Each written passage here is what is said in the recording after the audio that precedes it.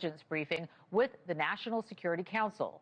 Joining me now is a senior fellow and FDD and former IDF spokesperson, Lieutenant Colonel Jonathan Conricus. Thank you so much for being here today, Jonathan. So let's just start with where we are now and how you see it, because President Trump is set to receive the National Security Council intelligence briefing later today in a matter of hours. He says he's weighing entering the war, with a decision expected very soon. So where do you see things landing at this point? Well, hello, and thank you for having me on. I see things continuing. Of course, any American decision, whether positive or negative, will be very important for events. But at the same time, Israel continues, I would say, almost without stopping, to attack Iran's nuclear facilities and its military facilities with significant success.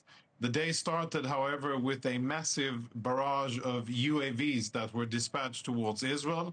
More than 40 were dispatched. One of them exploded in an Israeli house in northern Israel, and all the others were intercepted. 99% interception rate, quite successful. And late night or early morning, we had a barrage of ballistic missiles that also, fortunately, were intercepted. So the war continues. Israel continues to chip away at Iranian capabilities. And, the bottom line of the equation, still at the political level, is that the sooner the better that the Iranians understand that enrichment means bombardment. That is really the key. They cannot think that they can enrich on Iranian soil, because enrichment on Iranian soil equals an ability to sprint towards a bomb. And the world has said that very clearly. That is not going to happen. So I wonder when the Iranian leadership is going to really understand the situation that they're in. They've been hardballing, and they've been acting as if they're not in a military difficult situation. I think they are. And the longer they stall and the longer they continue to refuse to accept reality, I think the worse for them and the bigger the stakes, not only for their nuclear project, but also for the regime. That's a really interesting perspective. And, Trump has said that Iran wants to talk with America instead of Europe. Let's take a listen to that together. Did the Europeans help at all in talking with the Iranians? No, they didn't help. No.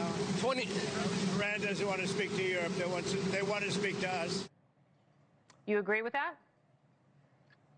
Well, of course. I mean, the ties and the coordination and the intimacy and the bond between the U.S. and Israel makes communicating with the U.S. so much more valuable than communicating with Europeans. There's a point in communicating with Europeans, also, by the way, from a U.S. and an Israeli perspective.